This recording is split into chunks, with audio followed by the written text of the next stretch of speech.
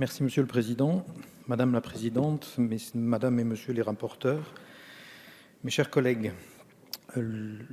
Cette convention sur l'érosion de la base d'imposition et de transfert des bénéfices doit apporter une amélioration de la cohérence des règles fiscales et combler les décalages. Nous avons tous parlé ici des entreprises multinationales qui utilisent les variations dans les systèmes fiscaux pour payer moins d'impôts, certes légalement, mais artificiellement et surtout, osons le mot, immoralement. Il faut tout d'abord rappeler un petit peu l'histoire de cet accord qui est parti d'un constat. Ça a pris du temps, il a fallu observer les mécanismes, ce que l'OCDE a fait, puis une réunion d'experts et seulement après la rédaction de l'instrument. Cet accord est donc le résultat de nombreuses années de travail et c'est aussi quelque chose qui a peu été rapporté jusqu'à présent. C'est aussi pour ça qu'il faut que nous lui fassions confiance. Ce programme est tout d'abord le fruit d'un travail d'observation des mécanismes. C'est en ça que la chose est d'importance. C'est en 2014 que l'OCDE a remis un premier rapport sur l'élaboration d'un instrument multilatéral. Nous avons beaucoup discuté et je me permets de répondre à ma collègue précédente sur l'idée de passer systématiquement par l'ONU. Nous avons ici un outil multilatéral unique qui remplace et qui vient encadrer du bilatéral multiple. Il faut faire attention au bilatéral. Le bilatéral est très utile et les conventions bilatérales sont très utiles, en particulier pour les électeurs de ma circonscription. Mais effectivement, nous avons le besoin d'avoir un outil multilatéral qui encadre le bilatéral de façon à ce que nous puissions, sans passer par la révocation, la retravail des plus de 1000 conventions bilatérales, que nous puissions appliquer des règles. On a parlé ici aussi d'un grand, d'un petit pas, d'une goutte d'eau. Permettez à l'ingénieur que je suis de parler de cliquet.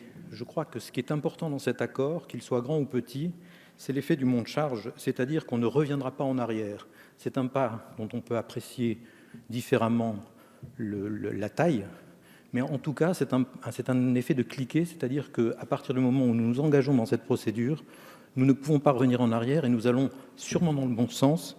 C'est ce qu'on appelle le cliquet en mécanique et c'est très important dans les grandes charges. De manière générale, il s'agit d'un outil de lutte contre l'érosion et les transferts de bénéfices. Une chose dont on n'a pas beaucoup parlé, dont mes précédents collègues n'ont pas beaucoup parlé, c'est surtout la possibilité de lutter de façon souple, parce qu'il n'y a pas d'autre moyen. J'ai beaucoup aimé l'idée la métaphore du labyrinthe de glace.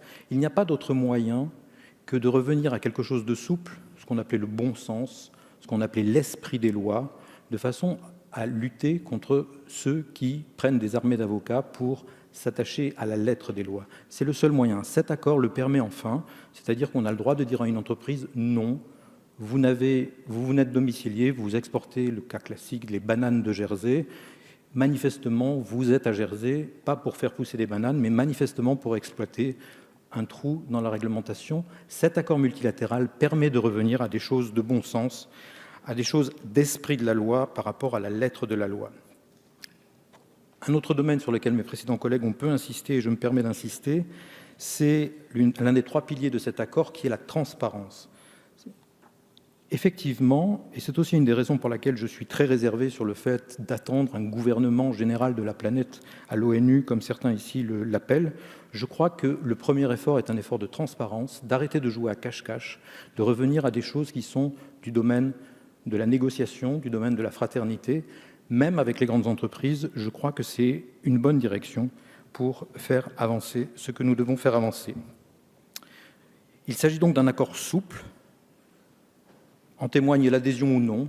Pour moi, c'est une qualité, qu'on puisse adhérer ou pas, que chaque État puisse définir quel est le niveau en fonction de ce qu'il veut protéger avec un pays ou avec un autre, qu'il puisse définir le niveau de ce qu'il prend ou qu'il ne prend pas dans cet accord multilatéral. Et je rappelle que la France a été un de ceux qui a le moins exclu et qui a pris le menu le plus contraignant dans ce menu de choix. Bien entendu, ces actions, c'est une feuille de route, avec une identification claire et une prioritisation des problèmes à traiter. Beaucoup de systèmes fiscaux comprennent déjà des normes, mais sans homogénéité. Nous avons enfin une évolution à grande échelle qui a lieu. Pour terminer, c'est également une question de timing qui s'impose à nous. Après un long processus, un constat dressé et une réflexion à bien pour aboutir à des propositions sérieuses, la Convention est déjà entrée en vigueur dans 82 États et notre pays s'engage à la ratifier le plus rapidement possible. C'est un geste fort pour la lutte contre la fraude fiscale que de voir la France apporter son soutien et sa participation à cette bataille. Alors qu'on nous a parfois ici taxés de riches, faisant des lois pour les riches, nous apportons aussi, par la signature de cette convention, une réponse législative internationale. Et nous faisons enfin un pas concret vers un système international et porteur de justice. J'ai parfois personnellement défendu l'idée qu'il fallait une éducation fiscale, comme une branche particulière de l'éducation morale ou de l'éducation civique, que Madame la Présidente a rappelé tout à l'heure. On ne joue pas avec l'impôt sans mettre en danger la démocratie. Notre mouvement s'est toujours impliqué dans la défense de l'espace démocratique et du consentement à l'impôt, je répète, du consentement à l'impôt, comme on l'a rappelé tout à l'heure sur les infrastructures qui sont faites par les territoires pour les bénéfices des autres. Notre mouvement s'est toujours attaché au consentement à l'impôt, notamment en ce qui concerne les grandes entreprises. C'est donc en toute logique que le groupe MoDem apportera son vote en faveur de ce texte et appelle les autres groupes à en faire de même. Je vous remercie.